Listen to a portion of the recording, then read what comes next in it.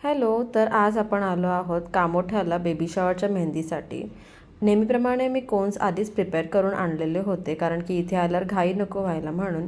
क्लायंटसोबत काही डिझाईन्स मी डिस्कस केले आणि त्यानंतर आमचं ठरलं की 3-4 डिझाईन्स आम्ही कस्टमाइज करून मर्ज करून इथे काढणार आहोत. इथे मी फ्रंट हातावर मेहंदी काढायला स्टार्ट केली होती. एका हातावरती मराठीमध्ये बाबा आणि दुसऱ्या हातावरती आई लिहायचं असं आमचं ठरलेलं. या हातावर आम्ही बेबी बॉयच्या रिलेटेड सगळे एलिमेंट्स काढलेले आहेत आणि नंतर बऱ्याच छोटे छोटे असे बेबी शॉवरच्या रिलेटेड एलिमेंट्स आम्ही टाकलेले होते.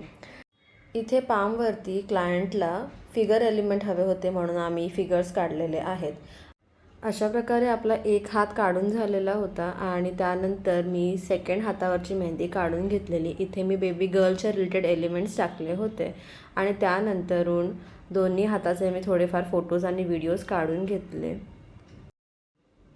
बॅक साईडच्या हातावरती क्लायंटला सिम्पल डिझाईन हवी होती, त्याच्यामुळे आम्ही मंडालामध्ये फक्त डॅड टू बी आणि मॉम टू बी इतकंच लिहिलं होतं आणि अशा प्रकारे आपली बेबी शॉवरची मेहंदी कंप्लीट झालेली आहे.